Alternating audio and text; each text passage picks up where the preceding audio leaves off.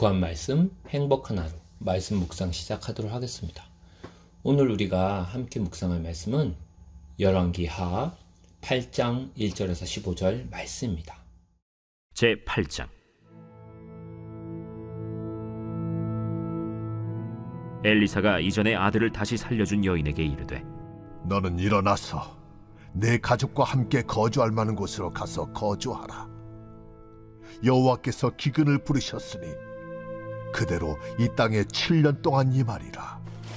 여인이 일어나서 하나님의 사람의 말대로 행하여 그의 가족과 함께 가서 블레셋 사람들의 땅에 7년을 우거하다가 7년이 다함에 여인이 블레셋 사람들의 땅에서 돌아와 자기 집과 전토를 위하여 호소하려 하여 왕에게 나아갔더라. 그때 왕이 하나님의 사람의 사환 게하시와 서로 말하며 이르되, 너는 엘리사가 행한 모든 큰일을 내게 설명하라. 게하시가 곧 엘리사가 죽은 자를 다시 살린 일을 왕에게 이야기할 때에 그 다시 살린 아이의 어머니가 자기 집과 전토를 위하여 왕에게 호소하는지라. 게하시가 이르되, 내 주 왕이여, 이는 그 여인이요 저는 그의 아들이니 곧 엘리사가 다시 살린 자니이다. 왕이 그 여인에게 물으매 여인이 설명한지라. 왕이 그를 위하여 한 관리를 임명하여 이르되, 이 여인에게 속한 모든 것과 이 땅에서 떠날 때부터 이제까지 그의 밭의 소출을 다 돌려주라. 엘리사가 다메섹에 갔을 때 아람 왕 벤하닷이 병들었더니 왕에게 들리기를 이르되, 하나님의 사람이 여기 이르렀나이다. 왕이 하사엘에게 이르되, 너는 손에 예물을 가지고 가서 하나님의 사람을 맞이하고 내가 이 병에서 살아나겠는지 그를 통하여 여호와께 물으라. 하사엘이 그를 맞이하러 갈새 다메섹의 모든 좋은 물품으로 예물을 삼아가지고 낙타 40마리에 싣고 나아가서 그의 앞에 서서 이르되, 당신의 아들 아람 왕 벤하닷이 나를 당신에게 보내 이르되 나의 이 병이 낫겠나이까 하더이다.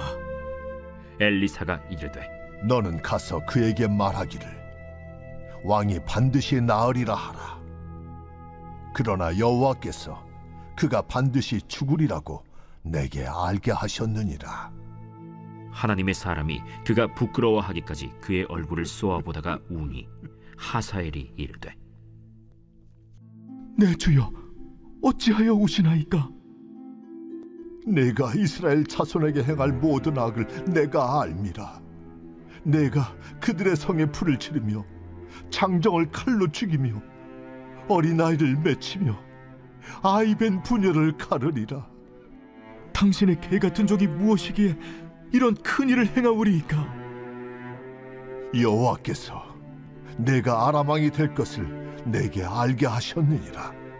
그가 엘리사를 떠나가서 그의 주인에게 나아가니 왕이 그에게 묻되, 엘리사가 내게 무슨 말을 하더냐? 그가 내게 이르기를 왕이 반드시 살아나시리이다 하더이다. 그 이튿날에 하사엘이 이불을 물에 적시어 왕의 얼굴에 덮음에 왕은 죽은지라. 그가 대신하여 왕이 되니라.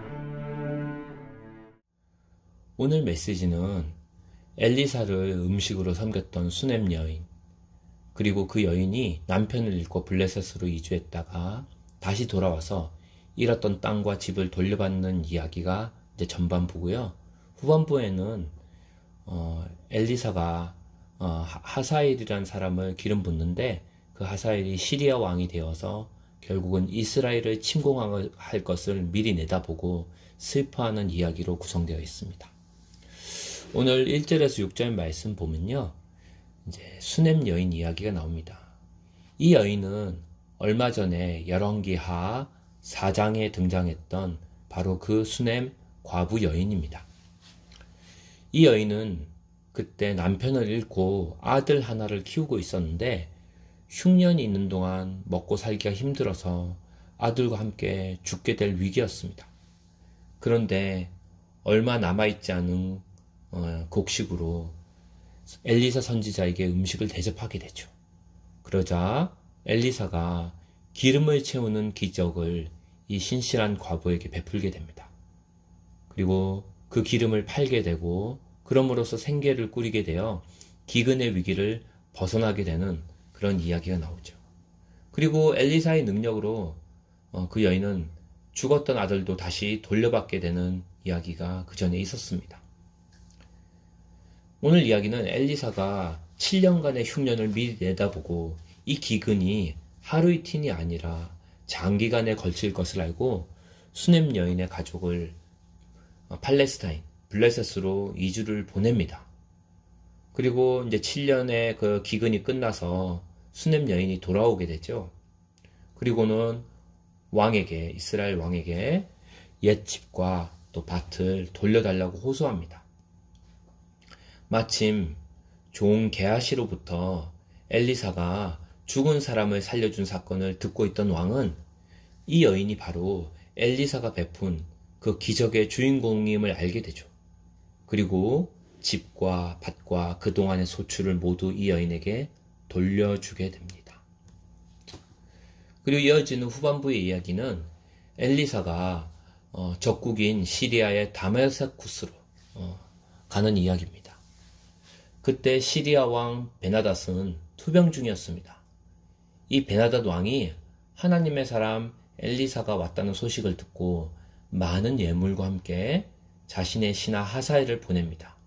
그리고 자신의 병이 회복될 수 있는지 묻게 되죠.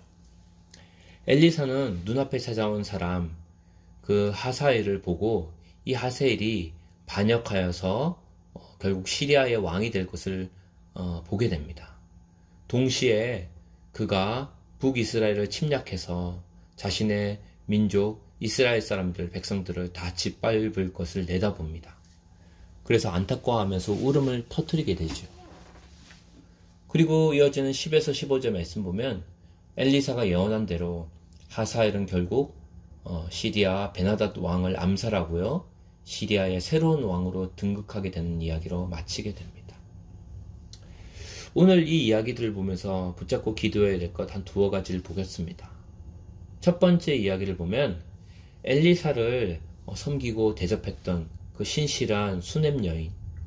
이 여인은 주님의 은혜로 기근 가운데서도 아들과 자신의 생명을 얻었죠.